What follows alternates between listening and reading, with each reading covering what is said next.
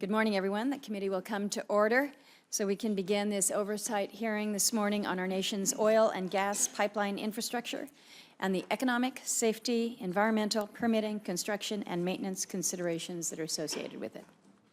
Infrastructure is one of those things that everybody claims to be in favor of. We all support infrastructure. Who could be against it?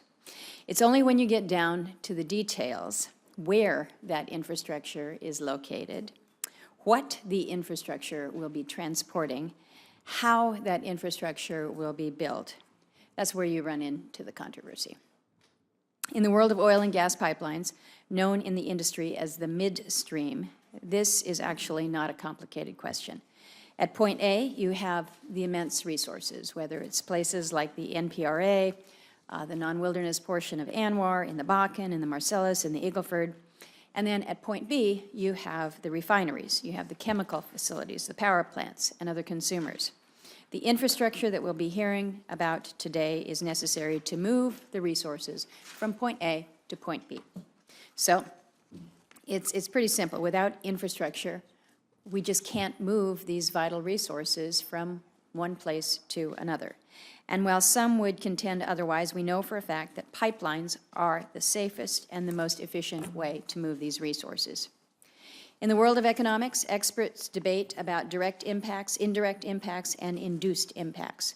We know that pipelines directly create jobs in their construction, maintenance, and operation.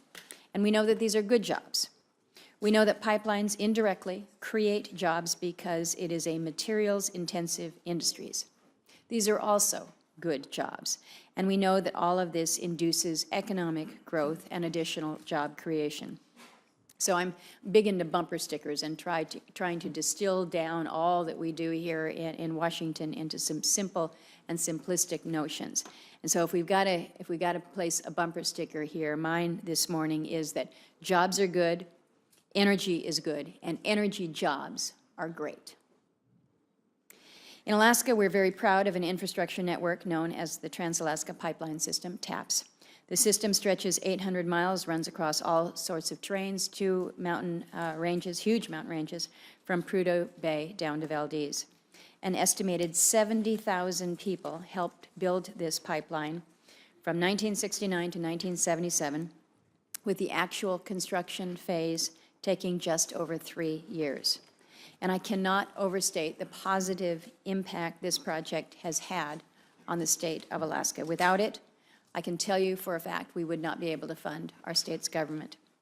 Energy is the lifeblood of our state, and we have to continue to fight to boost the throughput of that pipeline, which is vital to the energy security of this country, particularly the West Coast, where the refineries are optimized to process North Slope crude.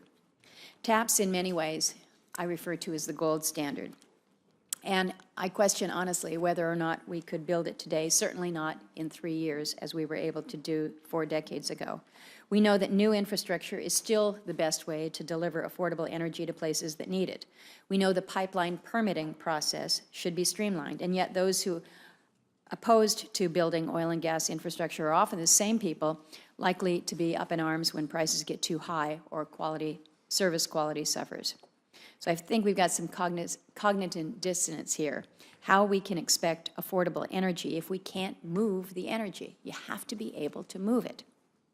Since I released my Energy 2020 blueprint in 2013 and follow-on white papers on energy insecurity, the power grid, exports, and the energy-water nexus, I've emphasized 5 principles that our nation's energy policy should embody. And they're pretty simple. Energy needs to be affordable, abundant, clean, diverse, and secure. Infrastructure is really at the heart of all 5 of those principles. Without proper infrastructure, energy will be unnecessarily unaffordable. It will be scarce. It could be dirty, limited, and insecure. So as we welcome today's witnesses and begin this hearing, I would tell you all to look for more from this committee on these issues in the upcoming future. With that, I turn to Ranking Member Cantwell for your comments and appreciate your work in getting us here as well. Thank you.